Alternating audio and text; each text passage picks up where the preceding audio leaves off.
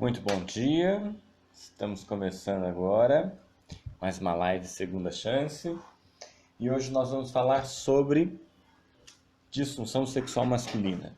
Vou me ajeitar aqui. É um assunto que para muitos ainda é tabu, né? Então geralmente os homens não falam sobre. Então é isso. Então nós vamos falar hoje sobre disfunção sexual masculina, tá? Por que você escolheu esse tema, né? Por que falar de disfunção sexual masculina? Existe uma pesquisa que diz que 30% dos homens têm problema de disfunção sexual masculina.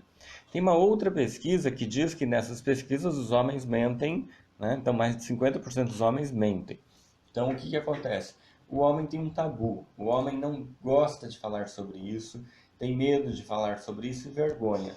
Então a cultura foi ensinando ele dessa forma, de que não se fala nesse assunto, o homem tem que ser sempre viril. Então a gente abriu esse espaço, fazendo uma pesquisa na nossa audiência, né?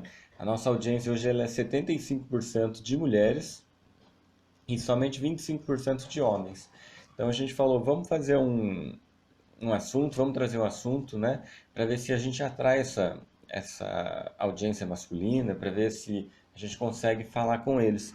Então, por isso que a brincadeira no divulgar, né, dessa live foi isso, né? Então, chame um amigo, aquele que você sabe que tem problema, mas que ele não conta, o seu vizinho, né?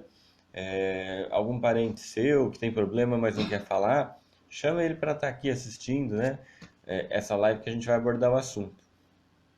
Então, continuando nesse clima, quem tiver alguma pergunta para fazer, pode então deixar aqui a pergunta, pode iniciar com eu tenho um amigo que queria saber, ou então assim, eu conheço um primo que tem um problema, tá? Fiquem à vontade, a gente vai manter a identidade aí em segredo, né? Do amigo, do primo.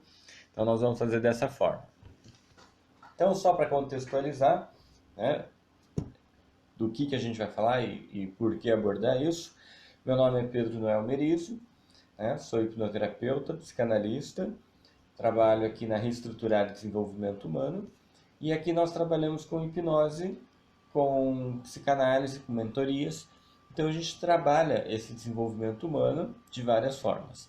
Então hoje eu queria falar sobre, né, o sexo para o homem, né? O sexo para o homem, como que ele funciona, tá? O homem ele é muito visual, por isso que ele é muito seduzido pelas imagens, pelas revistas, pelos vídeos, né? Então, o homem é muito fácil de se excitar, o homem é muito fácil de se prender a atenção para o sexo, tá? O próprio cérebro dele já é desenvolvido dessa forma, para ele então ver e ter esse sentimento, essa pulsão logo, né, inicializada. Então, por isso que vamos ver, quem aí tem mais de 30, mais de 40 anos, chegou a conhecer uma revista que chamava Playboy. Então, era a sensação da meninada, pegar Playboy para poder então ver, né, as mulheres nuas ali, e isso excitava. Então, isso, né, chamava muito atenção. Então, o homem ele é muito visual. Pode ver que a mulher não é muito, né, como o homem é. Dessa forma, então, o homem se excita pela visualização, pelo ouvir, pela imaginação, né? Então, a mulher é o contrário disso, a mulher é mais pelo toque, é mais pelo envolvimento, né? Então, os homens gostam de filme pornográfico como os gols do Fantástico, né? É ver as melhores cenas, ver os melhores momentos, enquanto a mulher quer o romance, quer a sedução, quer o desenvolvimento, né? Então, tem essa diferença. Agora, o que pode ocorrer? O que pode dar aí algum defeito, algum problema, então, para que esse homem tenha então essa disfunção, né? As disfunções mais comuns do homem, né? Que é o tão temido brochar, aquela famosa história, isso nunca me aconteceu antes, né? Então, assim, acontece no antes, acontece no durante, acontece no depois, é normal, tá? Então, se está acontecendo sempre, aí deixa de ser normal. mais uma vez ou outra acontecer, né? Por que que acontece? Então, o cérebro ele começa na mente, começa então, né? O desenvolver do sexo ele é mental. Então, existia uma pesquisa nos anos 70 onde a pessoa conseguia se automasturbar. Era praticamente uma auto-hipnose. Então, a pessoa começava a imaginar e começava então a criar na mente. Criava na mente e então conseguia ter a ejaculação. Ficou conhecido esse projeto como masturbação mental, ficou um termo pejorativo, então foi até abandonado, caiu em desuso, descrédito, né? Mas assim, era para mostrar que é possível, né? A pessoa poder chegar no ápice somente pensando, né? Depois disso veio a realidade virtual, os óculos de realidade virtual, então assim, acabou com a brincadeira do imaginar, né? Acabou com aquela coisa da pôr a mente para funcionar, pôr a mente para trabalhar. E filmes e vídeos na internet, né? Então isso prejudicou muito a nossa capacidade de pensar, de imaginar e de criar. Então o homem, que é esse ser visual, necessita dessa forma, enquanto a mulher precisa do toque, da carícia, do cheiro. Então, para quem já assistiu alguma coisa sobre, né, as necessidades do homem e necessidades da mulher, eu não sei se eu escrevo, porque depois não sei se vocês vão entender a minha letra. Mas as necessidades do homem, tá? Acho que eu vou escrever não. Necessidades do homem, tá? O homem tem necessidade psicológica, em primeiro lugar, de sexo, segundo, de companhia agradável, terceiro, depois a gente faz um mapa mental aí para quem estiver assistindo, né? Então, primeiro, sexo, segundo, companhia agradável, terceiro, uma esposa atraente, quarto, paz doméstica e ordem no lar, quinto, respeito e admiração. Então, essas são as necessidades psicológicas do homem. Então, ele precisa cumprir essas necessidades nessa escala, então, de prioridades para ele. Da mulher é o contrário. A mulher precisa de afeição. Então, precisa ouvir que está bonita, né? Precisa ouvir que ela é amada, que ela é querida. Segundo, ela precisa de conversação e diálogo. Então, esse homem precisa conversar, precisa ter um diálogo com ela. Então precisa ouvir e conversar, né? Falar e ouvir. Terceiro, ela quer segurança. Homem, para dar segurança, precisa ser confiante. Quarto, ela quer o quê? Um marido comprometido com o lar. E aí, em quinto, vem o que ela então deseja e que o homem quer muito, que é o sexo. Então, olha que interessante, como é invertido e como precisa então ser trabalhado isso. Então, homem, se quer chegar numa mulher e fazer sexo, olha só as etapas que tem que passar. Então, assim, é bom irem se preparando psicologicamente para esse evento, né? Porque tem que falar que ela é bonita, tem que conversar com ela, perguntar como foi o dia, ouvir, responder, isso chama pacing participativo, tá? Pesquisem isso, vai ser importante. Ela quer sentir segurança, tá? E entra aí a segurança financeira. Depois ela quer um marido comprometido com o lar. Aí sim, então, chega a fase bônus, onde todo homem quer chegar, que é então a parte do sexo. Então, olha aqui, trabalhão para esse homem. E esse sexo, para acontecer, o que ele precisa? Tá? Então, precisa dessa visualização, desse interesse, né? E aí então começa a produzir dentro de nós algo que vai levar a esse fato, então, a esse ato então sexual acontecer. Então, dentro do cérebro, o cérebro a gente pode entender como uma usina, né, de energia, é uma usina físico-química, né?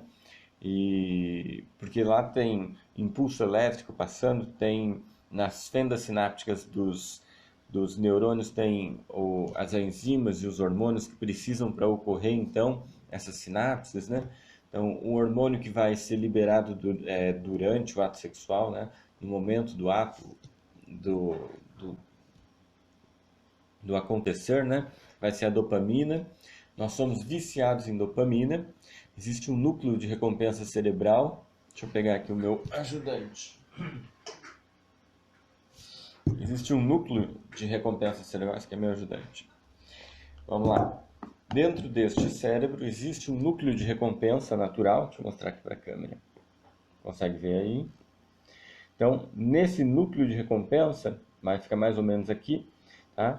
Ele vai liberar dopamina, tá? Hormônios de bem-estar e prazer, tá? Mas a dopamina em específico que a gente está falando aqui, vai liberar nesse centro e ele vai fazer esse circuito aqui, tá? No cérebro. Então, esse é o circuito dopaminérgico. Então, né, esse núcleo de recompensa natural vai te dar essa recompensa em dopamina, então, para o sexo, para a comida e para a aproximação saudável. O que é isso? Esse centro de recompensa natural, ele regula isso. Como que vai produzir, para que vai ser produzida e quando que vai ser dispensada essa dopamina. Então, é feito dessa forma. Então, desse núcleo, ela faz esse movimento. Para você ter uma ideia, quando ela passa aqui pelo seu lobo frontal, né, é onde você decide o que é certo e errado. Então, na hora que a dopamina invadiu o seu cérebro, né, e tomou aqui a parte do lobo frontal, o que acontece? Eu não quero mais saber se é certo ou errado, eu não quero mais saber de nada, eu só quero o meu prazer, tá? Então, nesse momento, a dopamina está circulando no cérebro e está fazendo, então, toda aquela festa que a gente sente, então, quando a gente tem, né, essa recompensa dopamínica. Então, é isso. Nosso cérebro é viciado em dopamina, fazemos muitas coisas, né, para então receber essa dopamina. E aí, como eu disse, núcleo de recompensa natural para sexo, já entendemos, né, para que funciona. Comida, por que comida? Olha que interessante, é um dispositivo de segurança desse cérebro, né? É para manter esse homem vivo, para manter esse homem reproduzindo, para perpetuar essa espécie. Então, comida, vou precisar de energia, preciso ter essa energia para então fazer o sexo, para continuar então a multiplicação aí do ser humano e também para aproximação saudável. O que é a aproximação saudável? Aquele abraçar, estar junto, formar família, formar uma cidade, formar um estado, um país, uma nação. Então, isso também está lá. Dá prazer. Olha que interessante, né? Então, estar junto, né? Se alimentar e fazer sexo. Então, esse é o núcleo de recompensa natural, então, dentro do nosso cérebro, e ele que nos dá essa recompensa dopamínica. Ah, então a paixão é dopaminérgica. Paixão é dopaminérgica. Então, existe, né, um estudo da neurociência, e a neurociência afirma isso, né, que a paixão ela é uma doença, né, ela é um estado alterado pela dopamina, mas que tem cura, né? Mas assim, não precisa buscar cura não, porque a paixão também tem um prazo de validade, né? Dizem que é em torno de 2 anos. Então, assim, se você já está mais de 2 anos com a pessoa, pronto, já passou aquela fase dopaminérgica e o que ficou então agora é o amor. Então vamos lá. Se tiverem perguntas, podem ir postando, que aí a gente vai respondendo. Nesse núcleo de recompensa natural, vamos supor que você tenha então uma relação sexual convencional. Então, assim, é aquele conhecer, suas preliminares, ir para a cama, ficar junto, né? Fazer o sexo e depois, então, ter esse momento juntos. Nesse período, você vai liberar mais ou menos ali umas 150 unidades de dopamina para esse ato, tá? Então, 150 unidades de dopamina deve ser uma coisa muito boa, né? Aí, isso para sexo. Então, a neurociência descobriu que uma barra de chocolate também te dá 150 unidades de dopamina. E daí que vem a piada, né? Porque dizem que chocolate é melhor que sexo, né? Porque depois você não precisa ficar 2 horas abraçado com a embalagem. Quando você come, então, esse chocolate, o seu cérebro também te dá essa recompensa, tá? Te dá essa recompensa dopaminérgica, tá? Então, você tem essa mesma quantidade de dopamina, né? Que tem com o chocolate, você tem com o sexo. Então, já entendemos o porquê que nós temos isso. Então, para você se alimentar, para você ter esse interesse, então, de se alimentar e de então produzir energia, né, uma reserva para o seu corpo. Então, temos isso, a dopamina para comida, para sexo e para aproximação saudável. A aproximação saudável é o estar juntos, é o formar, né, casal, família, tudo. Então, isso também dá uma recompensa dopaminérgica. Pensando dessa forma, então, algumas mulheres que estão assistindo, porque conhecem algum amigo, né, ou marido não, né, eles não têm problema de disfunção sexual, mas estão aqui assistindo, né, por quê? Porque elas querem saber desse assunto, é interessante elas saberem, tá? Mas, ouvindo isso, que o cérebro tem um núcleo de recompensa, né, natural para sexo, comida e aproximação saudável, elas devem estar pensando em como que a gente desliga esse núcleo de recompensa. Vamos desligar a parte do apetite. Vamos lá, desligar a parte da comida. Não tem como? Existe como. Para vocês terem uma ideia, o LSD, né, foi desenvolvido na década de 60 como um moderador de apetite. Então, esse moderador de apetite, ele agia então aqui nesse núcleo de recompensa. A ideia desse moderador de apetite, né, o LSD, era aplacar, era tirar da jogada essa fome, né? Então, inibir, né, esse apetite para a comida, né? Dentro desse cérebro, nesse núcleo de recompensa natural. E olha que interessante que ele faz, né? Ele inibe esse apetite, tanto que quando você toma o LSD, não sei se alguém já tomou, né? Ou já ouviu falar como que é, numa festa, então quando você toma o LSD, ele silencia essa fome por um momento, que a pessoa chega até a não sentir sede, né? E a sede é intimamente ligada, né? Regulado pelo cérebro, né? Como se fosse uma fome. Então, é uma necessidade então de ingerir esse líquido. Então, ele inibe que quem usa o LSD acaba não usando, tanto que a recomendação para quem usa o LSD, né, e pode ver em festa que tem LSD como água, é cara, né? Por quê? Porque você precisa ingerir muita água para não morrer de desidratação mesmo. Mas ele cala essa fome, tá, de alimento e dá uma fome assim do toque, da aproximação, de estar junto, né, ou até do sexo propriamente dito. Mas geralmente o que se nota é isso na pele, né, de estar muito exagerado, né. Então é uma compensação. Então já que eu não vou ter, né, o prazer, né, de beber ou de comer, então o cérebro busca essa compensação de outra forma. E aí vai para o toque físico, né? Então esse é um dos. Tem uma outra medicação que ela é usada para enxaqueca. E aí na enxaqueca o que que acontece? Algumas pessoas, há um outro brinquedinho aqui. Algumas pessoas têm enxaqueca e aí tem um remédio, tá? Então alguns devem conhecer, não estou fazendo apologia à medicação aqui, mas assim, topiramato, ou com o nome comercial de Egid, né? Então, é, essa medicação vai fazer o quê? Vai agir aqui. Vamos imaginar que isso aqui seja um neurônio. Seu núcleo, vamos lá para a aula de biologia, né? Com o seu núcleo, seu axônio, seus dendritos, é onde faz a comunicação entre um neurônio e outro, né? Então, a informação chega por aqui, caminha por esse axônio e passa para o próximo neurônio. Algumas pessoas têm essa comunicação, né, muito excitada e aí acabam tendo dor de cabeça, tendo a enxaqueca.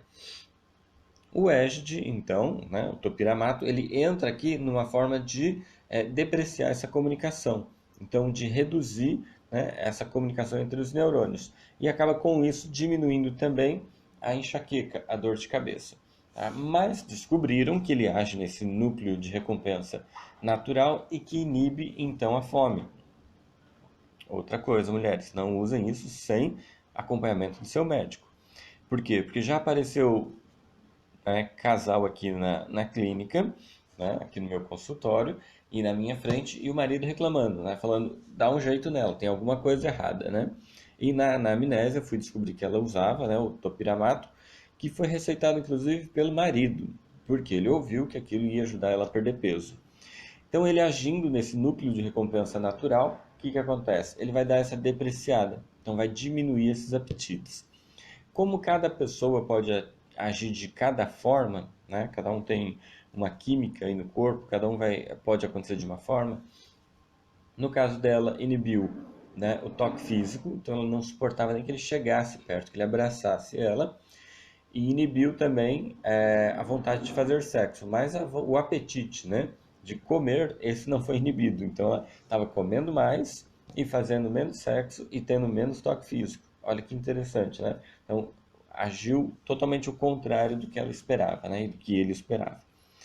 E a automedicação é um risco, tá? Então já vamos alertar aí, não façam isso. Então conheçam as propriedades e entendam que cada corpo vai, né, vai ter uma resposta à medicação.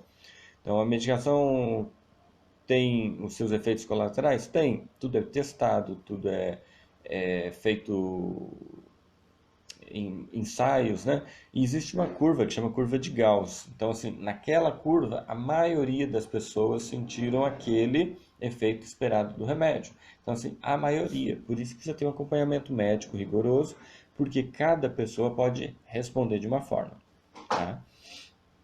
Então, só para entender como que funciona no cérebro, toda essa bagunça que acontece lá dentro, né? Então, são neurônios, são enzimas, são hormônios, são tudo ali, né, em ação. Então, beleza? Falamos então um pouco sobre o núcleo de recompensa natural, como que ele funciona, como que ele responde. Tá, e aí, como que isso pode ter uma disfunção? Vamos então agora para a parte, né, da mente, da psicanálise. Então, a psicanálise é conhecida também como a psicologia profunda, né? Ela vai então na estrutura topográfica que Freud descreveu, de consciente, pré-consciente e inconsciente, que eu tenho aqui, ó, o meu iceberg, tá vendo? Aquele quadrinho do iceberg. Conseguiram ver aqui? Acho que quem tá no Instagram não consegue ver, só lá no YouTube. Mas então tá, a figura do iceberg. Então, o que Freud descreveu? Ele falou que a nossa consciência é comparado à ponta do iceberg, a parte que está para fora da água, né? Então, essa consciência representaria a sétima parte do iceberg.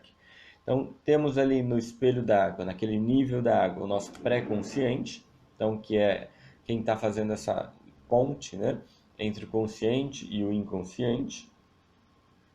A Bela conseguiu dar um close ali no, no quadrinho. Muito bom. Então, quadrinho. Deixa eu ver. Esse aqui, quem está no Instagram tá vendo?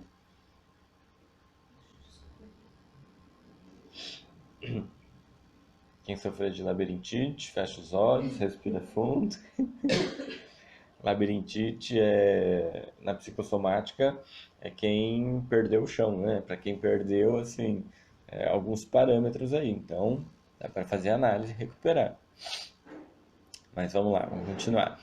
Então, assim, o pré-consciente que faz essa mediação entre consciente e inconsciente, tá? O inconsciente, a gente tem ali armazenado, muita gente acha que só é um lugar para depositar traumas, para depositar tranqueira e lixo, não é assim, tá? O inconsciente tem os seus sonhos, os seus desejos, as suas vontades, tá? Muitas experiências estão ali, tá? Ah, dá para fazer uma hipnose para apagar alguma coisa do meu inconsciente? Nós não apagamos. Uma por não ser ético e outro porque é bom que você tenha aquela experiência, é bom que você entenda que aquilo faz mal, que aquilo não é para se fazer e que aquilo você não quer repetir. Então, por isso nós deixamos lá. Então, nesse inconsciente, tá, ele vai se formando os seus desejos, vai se formando as suas vontades, o seu querer. Olha que interessante, né? A gente está escrevendo um livro que chama Quem Decide pelo Meu Livre-Arbítrio. Olha que legal. Aí você fala, não, mas o livre-arbítrio é meu, sou eu que decido. Aí eu te pergunto, então tá, quem que decide pelo que você escolhe, né? Quando você escolhe, quem que está falando mais alto? Quem é que te falou que aquilo é bom, que aquilo é ruim? Ou faça isso e não faça isso? Então, são informações que estão lá no inconsciente. Tá? Tô dando spoiler do livro, mas depois vocês comprem o livro, leiam, né? Vai ser interessante porque a gente vai falar isso em detalhe. Então, né, entendendo essa estrutura, o que está lá no meu inconsciente, o que está lá no meu arquivo, que me gera essas vontades e desejos. Olha que legal. Entendendo isso, vamos lá para o complexo de Édipo. O complexo de Édipo na psicanálise é uma fase que vai, na fase psicossexual, considerada uma fase fálica, chamada de fase fálica por Freud, que vai dos 3 aos 5 anos, aos 6 anos mais ou menos. Tá? Nessa fase, eu vou pegar o exemplo do menino. Nessa fase, o menino, tá? Ele vai se apaixonar pela mãe e vai rivalizar com o pai. Rivalizando com o pai para ficar com essa mãe, para ter essa mãe, que é o objeto de desejo dele nesse momento. Então, ele vai querer tirar o pai da jogada. O pai entra como lei, institui-se aqui então essa figura da lei do pai. Ele vai fazer então às vezes do superego, né? Então do ego auxiliar, aquele ego que vai dizer até aqui pode, daqui para frente não pode. Então esse é o rompimento com o narcisismo primário que o menino ou a menina tem, né? No complexo de Édipo. Esse menino que se apaixonou por essa mãe, olha que interessante, ele viu características nessa mãe que ele gostou. Então, ele vai trazer na lembrança, né, lá no inconsciente, ele vai trazer o quê? Imagens, referências. Então, o que ele vai procurar por mulher? Então, mulher, provavelmente, para os meninos que estão me assistindo, né, vai fazer uma referência a essa primeira mulher que ele se apaixonou, que é a mãe. Então, quando você olhar para sua esposa, você vai pensar, caramba, o que tem da minha mãe que eu me apaixonei na minha esposa? Tá? O inconsciente, né? Então, essa parte mental, né? Inconsciente, então, o que nós vamos chamar de inconsciente na psicanálise e não de subconsciente, mas no inconsciente ele é atemporal, ele é projetado, ele é deslocado, então ele é amoral. Então você pode reconhecer coisas da sua mãe na sua esposa que você fala, não, não pode ser. Não, mas como que eu fiz essa projeção? Como que eu fiz esse deslocamento, tá? Então, acontece. Ah, mas a sua mãe é igualzinha, a sua esposa é igualzinha à sua mãe? Não, não é. O que que acontece? Você pegou coisas da sua mãe que você gostou, coisas de outras mulheres que você foi se apaixonando, gostando e construiu então um ideal de mulher e você foi atrás e procurou. Legal. Então, como que funciona isso? Vamos supor, eu vou pegar o exemplo do meu filho, né? Acho que ele permite eu falar. Mas uma vez ele estava também no pleno complexo de Édipo, dentro do mercado comigo, e aí ele queria que a mamãe levasse ele no banheiro. Eu falei, não, não, não. Minha esposa não vai ver seu pinto, não. Quem vai levar você no banheiro sou eu. Não, eu quero que a mamãe leve. Não, não, você vai em banheiro de meninos. Você vai em banheiro de homem comigo. Então, assim, ele ficou relutante, mas eu peguei ele aqui no braço, ergui, pus ele sentado no meu ombro, falei, vamos. Então ele já balançou, perdeu lá o equilíbrio, né? E ele falou, pera aí que tem um cara aqui que manda, né? Falei, então vamos no banheiro. Aí, fazendo esse pequeno teste psicanalítico, né? No mercado, eu falei, Benjamin, imagina que o mercado aqui, ó, você pode escolher qualquer mulher que está aqui no mercado. Qual que você escolheria? Aí ele olhou, procurou, tinha uma mulher no caixa com 2 filhos, tá? Mais ou menos da minha altura, então assim, mais ou menos uns 75, mas ela dava umas 3 de mim. Era uma mãe generosa, assim, sabe?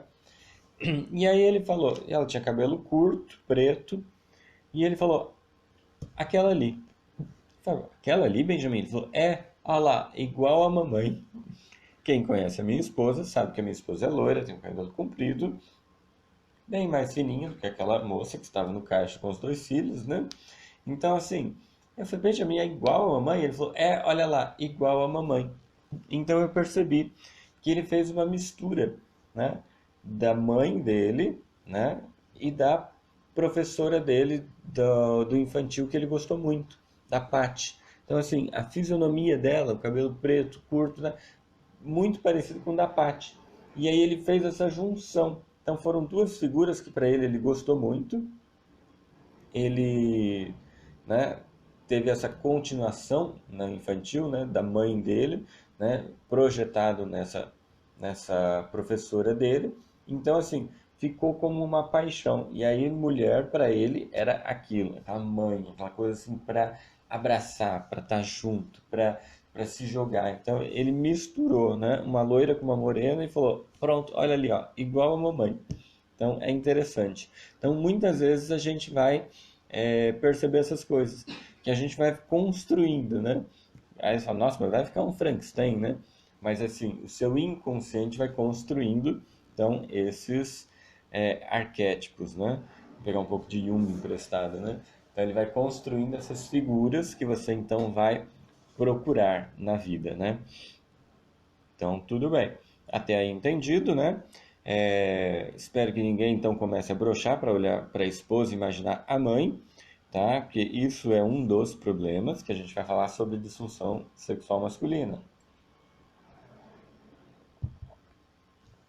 Então, homens, não quero preocupar vocês. Não é que vocês vão olhar para as suas esposas e verem a mãe ali, mas algumas, né, situações maternais vocês vão reconhecer ali, tá? Isso é bom, isso é o que te levou a fazer essa escolha. Agora, quando que isso se torna um problema, tá? Quando se torna um problema? Quando você acaba assumindo, tá? Vamos falar psicologicamente, tá? Quando você acaba assumindo uma situação de filho, uma situação de não marido da sua esposa. Lembra que eu falei das necessidades, né, psicológicas da mulher? A afeição, a conversação e o diálogo, a segurança e aí o marido comprometido com o lar. Então, essa mulher precisa sentir, tá, neste homem, né, que ali ela tem um marido, que ela não tem um filho, que ela não está ali criando mais um na prole, né? Então, eu tenho 3 filhos, né? Eu tenho meus 2 filhos mais meu marido, né? Quantas vezes a gente ouve esse comentário? E aí, assim, vamos lá para o complexo de Édipo. Vamos, então, mentalmente, né, voltar ao complexo de Édipo. E o que acontece no complexo de Édipo? Né? Não dá para Jocasta ter relação com Édipo, porque é mãe e filho. Né? Então, assim, não dá certo. Quando a mente faz essa projeção e quando você entende que você está se relacionando com o seu filho, isso é incestuoso, né? Isso aí não admitido pelo nosso nem consciente e aí muitas vezes nem pelo nosso inconsciente. Então você acaba então perdendo o interesse. Então, mulheres que têm no marido essa figura de filho, vocês vão perceber que começa a perder o interesse, porque você fala, caramba, né? Não é o que eu queria, não é aquele sexo com um homem viril, né? É uma criança, é um meninão, né?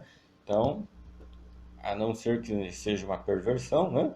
Mas assim, geralmente a gente não gosta, né, de ter uma relação com alguém que não esteja preparado.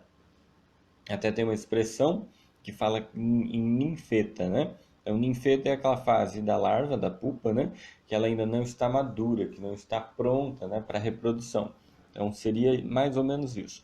Não está pronto para reprodução, não está pronto para o ato. Então, assim, não dá, né? Então, por isso que brocha.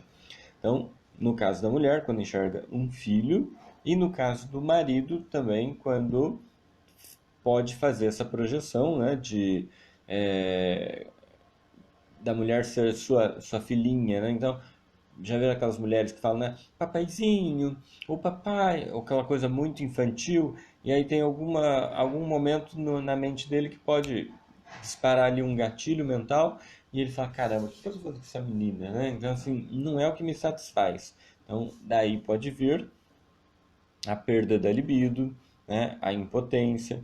Então, assim, eu não quero machucar essa menina, então, peraí, não vou levantar minha espada aqui, porque senão eu vou machucar. Então, ele acaba não tendo mais a ereção e aí vem, então, a disfunção sexual. Lembra que eu falei que o sexo começa, então, na mente. Então, é isso. Então, mentalmente tem que ser interessante, mentalmente tem que estar preparado para aquilo, né? Então, seria um dos casos. Outro caso interessante que acomete, segundo pesquisa, 30% dos homens, é a ejaculação precoce. Então, o que é a ejaculação precoce? Tá? Aí muita gente pode falar, mas no começo é assim mesmo, porque a gente vai tão eufórico, tão cheio de vontade. Isso mesmo.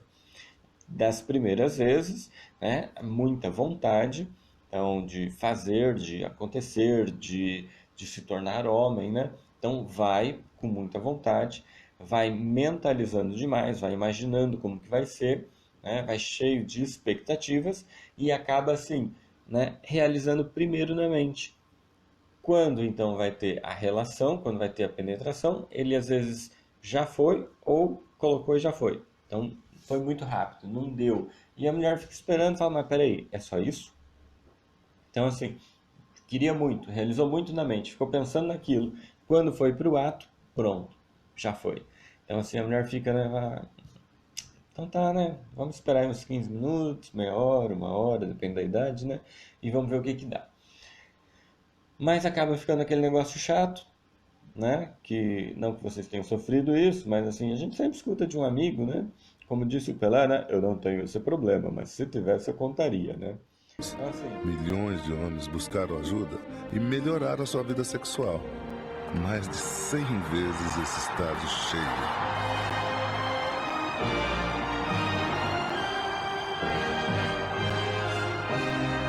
Fale com seu médico. Eu falaria. então, assim, a gente não conta, não fala, né? Mas hoje nós vamos falar sobre isso, tá? E em algumas vezes fica um negócio chato, porque quando você queria, opa, já foi. Então, por que que ela vem? A ejaculação precoce pode vir então dessa ansiedade, dessa forma de realizar antes do tempo, que você vai então usando a sua criatividade de uma maneira aí, né, mal gerida e então acaba acontecendo antes. Isso é uma coisa que pode acontecer, tá? Por causa disso. Agora existe um fato interessante que Melanie Klein também falou sobre quando na psicanálise infantil ela está falando sobre o seio bom, né? E o seio mau. Então acontece, e eu já vi isso também em casos clínicos, né? Que o que que acontece? O seio bom é aquele seio que amamentou, que nutriu, que deu prazer para essa criança. O seio mal, essa criança entendeu em algum momento que ele faltou, ou faltou a nutrição, ou faltou o carinho, o afeto, alguma coisa assim. Então, o que que acontece? Já viu a criança quando começa a morder e brigar com o seio e parece que assim que está sendo uma luta, né? Naquele momento, a criança pode então estar sentindo que aquele seio é mau e ele está descontando nesse seio toda ali a sua raiva. Então ele fala: eu estou me vingando dele, já que não deu o leite que eu queria, já que não me deu o afeto que eu queria, eu vou me vingar nesse seio. E aí ele acaba então fazendo aquele movimento de como se fosse uma agressão. A neurociência explica que a partir da 14ª semana de gestação, quando formou o cérebro da criança, começou a gravar, tá? Começou a gravar então informações. Essa criança que está então mais ou menos com um ano e meio mamando e tem essa atitude, né, de hostilizar aquele seio mal, então ele vai gravar em algum lugar desse pequeno HD que vai crescendo e vai mantendo a informação lá. Pode ser que essa informação fique gravada lá. Aquele seio foi mal, aquele seio foi ruim e você se vingou nele. Quando acontece isso, né, o que, que pode vir a acontecer, né, que Melanie Klein já tinha mencionado, eu já vi isso acontecer também em clínica, já constatei, né, a criança registrou que ela agrediu aquele seio. E agora ela cresceu e agora ela não é mais uma criança. Agora ela está no outro papel. Agora ela é um homem e ela vai ter a relação com uma mulher. Então vai ter uma relação com aquele seio, né? E é interessante porque pode ser que o seio atraia, que o seio seja muito bom, muito gostoso na hora do ato sexual. Então agora, como que eu vou representar? Agora tem uma vagina e ele vai ter que penetrar nessa vagina. Acho que seria mais ou menos assim, né? Então ele vai ter que penetrar nessa vagina. O que pode acontecer, né, na mente então dessa criança que agora já é um adulto, né? Ele vai ter que pôr o órgão sexual dele dentro daqueles grandes lábios. Dentro daqueles grandes lábios tem um pequeno lábio. E olha só que interessante. Olha o que tem gravado na mente dele. Lembra que a gente falou do inconsciente, lá do iceberg de Freud? Então, dentro desses lábios, entende-se então que tem uma boca, e agora pode ser que essa boca se vingue dele também, né? Então ele agrediu o seio com a boca e agora ele tem que penetrar, entrar nessa caverna obscura aí que ele não sabe o que, que tem lá dentro, né? E se essa caverna morder ele? Aí você fala, não, mas que adulto que pensaria isso? O adulto não, mas a criança dentro do adulto. E ela está com medo. Então, o que que acontece? Ele acaba penetrando, gozando e tirando rápido, antes que ela morda ele. E é interessante esse movimento, né? Aí você fala, não, muito louco, né? Mas acontece. Então, já tinha lido isso em Melanie Klein e vi isso na prática. Achei muito interessante. Então, um adulto que tinha ejaculação precoce e quando a gente vai, então, investigar e descobrir, ele teve esse problema, não conseguiu mamar, descontou a raiva no seio e aí então ficou gravado, ficou registrado que, né, penetrar era um risco ali, né, porque ele poderia então sofrer agora a agressão de volta. Então, essa, esse medo dessa agressão fazia com que ele colocasse, usasse, tirasse. Pronto, acabou. Então, assim, não tinha muito tempo ali de divertimento. Então, já falamos de duas possibilidades de disfunção sexual masculina. O assunto é vasto, eu estou vendo aqui que o tempo Cronos me cobra, né? Então já estamos com 43 minutos de live. Mas vamos lá. O que mais que pode gerar, então, esse problema de, de disfunção sexual masculina? Então, o marido que vê, então, na mulher uma menina, né? Uma criança, e ele, então, tem medo de machucar, tem medo de, de fazer sexo ela porque não é certo. Esse é um dos pontos. O outro ponto é a frustração. Então, hoje nós vamos falar especificamente do homem, mas a mulher também tem as suas frustrações, tem os seus medos, tudo registrado lá no inconsciente. Então, o que ela aprendeu sobre sexo, como que foi, né, para ela, o que significa para ela, e às vezes esse homem quer e ela tem medo, não tem isso desenvolvido, tem tabus, né? Infelizmente, sexo ainda é tabu, né? Acho que em quase todas as culturas, né? Mas então, por tabu, por medo, né, acaba sendo um sexo muito ruim e o homem querendo e ela não querendo vai gerando frustração. E essa frustração vai fazendo com que ele desanime. É até entendível, né, que isso aconteça. Então, por isso, os homens precisam entender isso também para poder falar com as suas esposas. Porque a falta de lubrificação da mulher também está ligado a essa parte aqui, mental. Lembra que o seu brinquedinho é de armar, o dela está lá pronto, mas precisa lubrificar, mas precisa esquentar. É mais ou menos assim, alguém já acendeu o forno a lenha? Então, a mulher é que nem se fosse um forno a lenha, mas funciona com lenha verde e molhada, tá? Então, assim, demora. Então, tem que aquecer esse fogão aí, tem que pôr fogo nessa lenha. Então, assim, mas é isso, né? A mulher precisa desse aquecimento, né? O homem armou e ele já quer ir pro jogo, né? Então, ele vestiu a camisa e já quer entrar em campo jogando. Mas calma, a mulher precisa do aquecimento. E o homem, quando começa a ser frustrado, tá? E principalmente se ele tiver uma baixa tolerância à frustração, aí ele fala: Ah, tá, não quer comigo? Tá bom, vou com outras. Aí existe, né, as profissionais do sexo que vão fazer isso, né, fora de casa. Então ele vai sair, ele vai procurar, ele vai fazer, né, e vai então ter a sua experiência, vai satisfazer o seu corpo, né? Então vai voltar para casa. Mas o problema é o inconsciente, né? É essa parte psíquica que não foi totalmente satisfeita, porque ele queria com a esposa, mas não fez. Agora existe o risco de pegar doença e tudo mais, né? Isso acaba, destrói casamentos. Mas eu queria chamar a atenção e vou aproveitar acho que esse final de live para falar sobre isso, tá? A prostituta que mora dentro da sua casa, né? Que mora dentro do seu computador e do seu celular. Lembra que eu falei desse núcleo de recompensa? Quando você ativa ele, ele libera dopamina, a dopamina vem para essa parte do cérebro, lobo frontal, a parte mais escura aqui.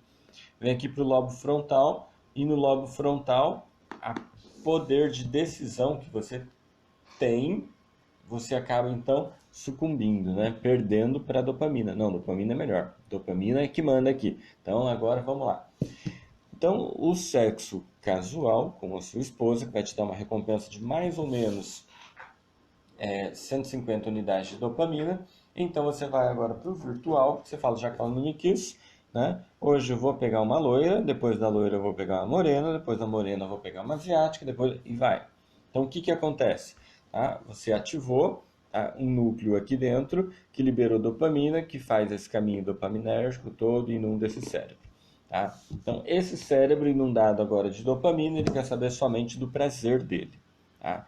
Então vamos lá. Pornografia digital faz isso. Então você viu um vídeo, o seu cérebro, né, te excitou e te mandou um comando como se fosse assim: vamos perpetuar a espécie. Essa aí você nunca tinha visto pelada, vamos nessa, vamos na loira. Você vai na loira e vai lá e faz. Tive meu prazer. Só que você fechou o vídeo e você vê agora a morena. Opa, vamos na morena. E o seu cérebro começa a estimular de novo, como se você tivesse que fecundar a morena agora. Então vamos lá para a morena.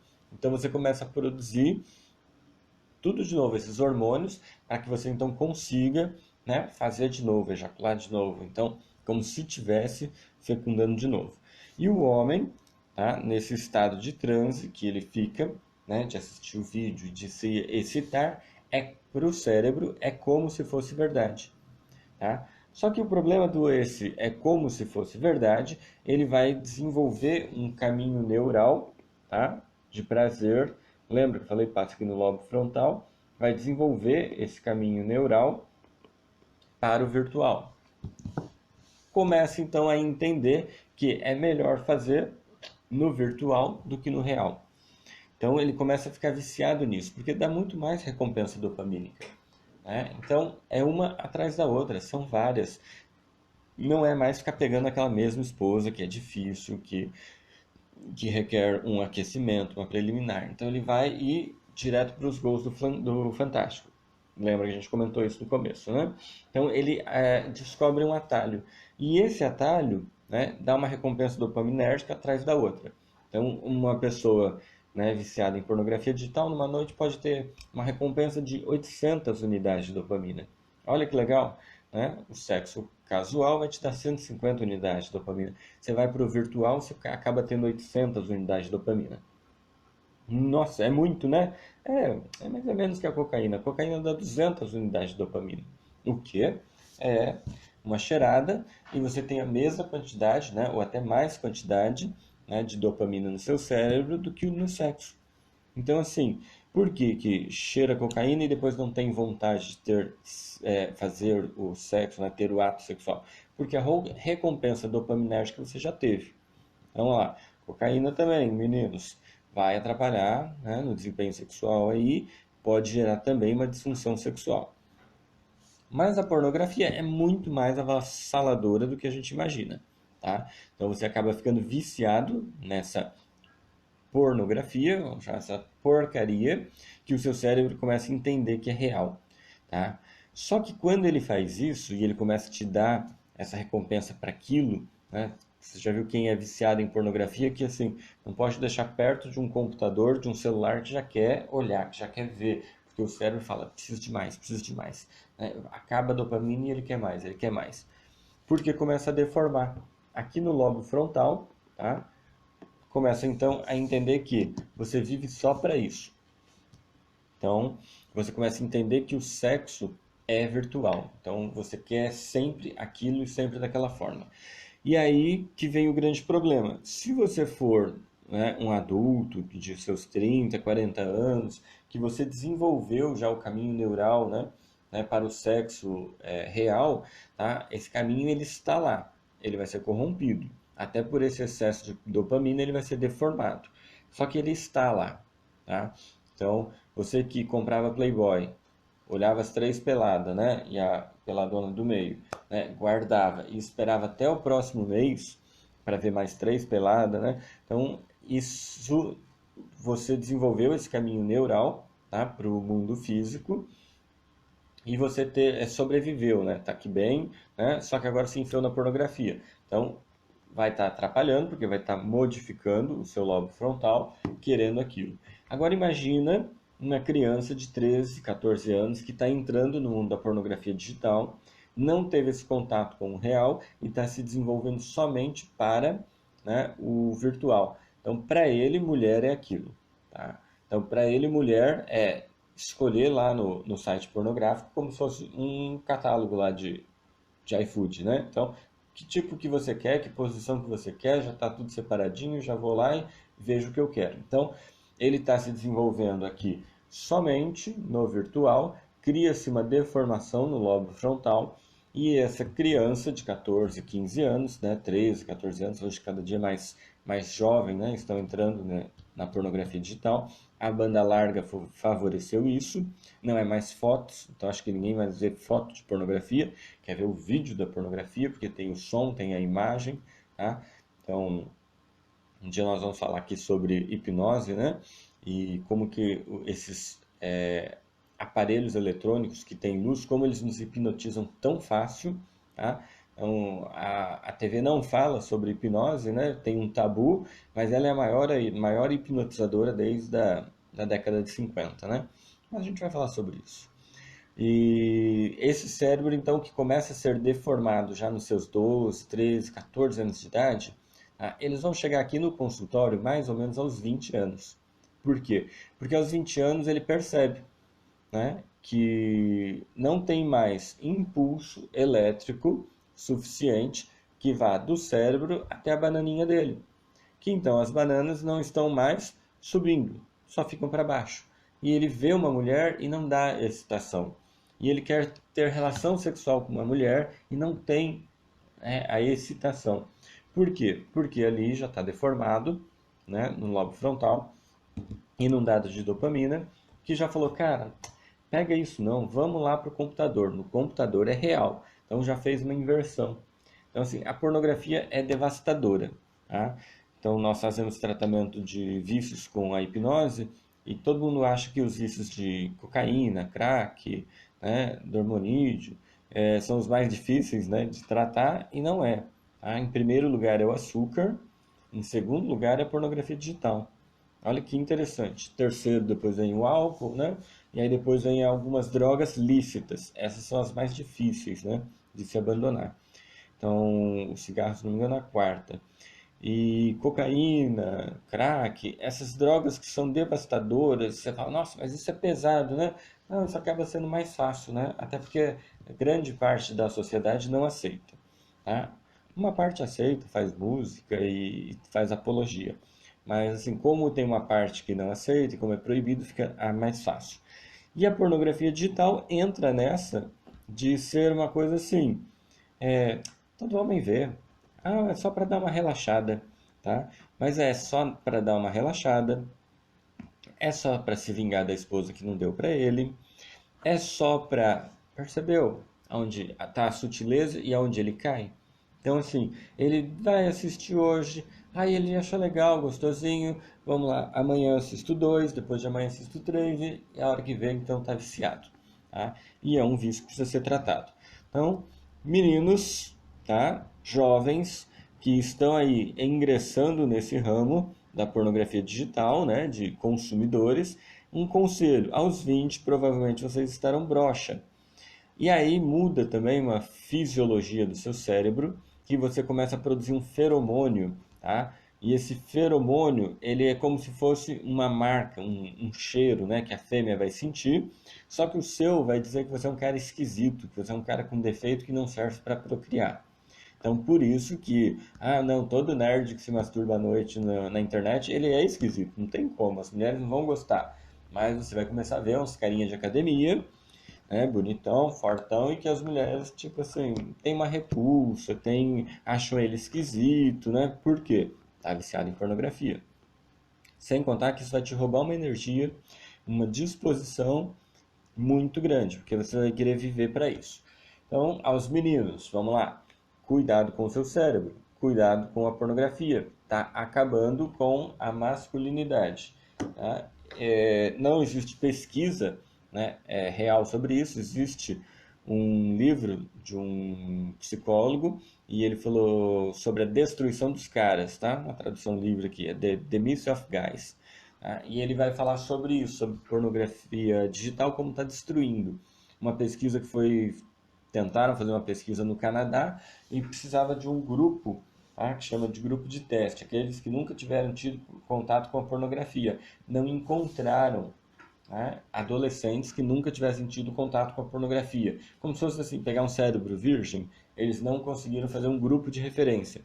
Tiveram que fazer uma desintoxicação, tiveram que tratar, né, crianças e adolescentes para entrar, para formar esse grupo, então, de referência, de gente que não tinha, então, mais o uso da pornografia. Você vê como é sério o negócio. Então, disfunção sexual masculina causado pela pornografia é devastadora. Vai mudar o quê? Vai mudar um feromônio dentro da sua mente, do seu cérebro, ele começa a produzir diferente. A fêmea vai entender que você não serve para procriação, não vai ter interesse por você. Ah, mas a minha esposa também não tem interesse por mim. Tá, vamos ver se você já não está enfiado nisso, se você já não está produzindo isso, se ela já não tem essa repulsa, né? Então, assim, já não serve mais para ela. Então, por quê? Porque a pornografia está mudando a sua fisiologia.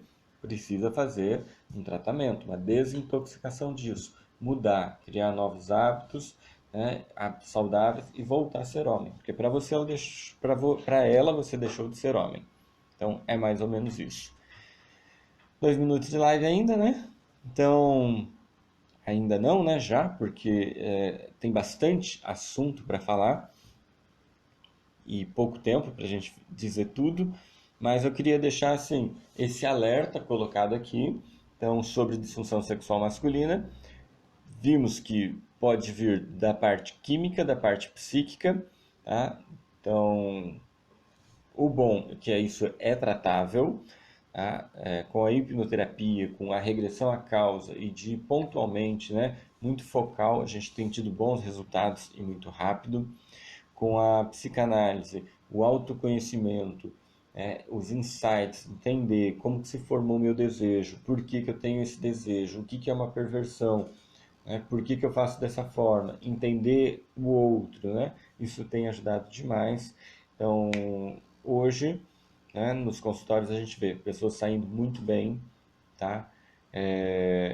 Casais, né, mudando a vida, o estilo de vida, pelo simples fato, simples, né? Olha só, pelo simples fato de se conhecer, né? Pelo simples fato de olhar para dentro e poder então resolver os seus problemas, tá? Então a live está terminando. Eu vou deixar esse canal aberto para vocês. Façam perguntas, mandem direct, conta a história daquele seu amigo que tem algum problema. A gente vai preservar a identidade dele. Mas assim, se vocês quiserem que a gente continue, faça uma outra live sobre isso, tá? Manda aqui nos stories, manda nas mensagens, manda sinal de fumaça, carta para o endereço que está aqui embaixo na tela, né? Então, mas assim, se vocês quiserem continuar ouvindo sobre isso, mandem mensagens e está encerrando o nosso tempo. Muito obrigado por estarem aqui, espero que eu tenha trazido um pouco de luz, né, sobre esse assunto. Então, espero que tenha trazido um pouco de informação e vamos então seguir, fazer então uma ótima semana, ótima segunda-feira para vocês e até a próxima segunda. Um abraço.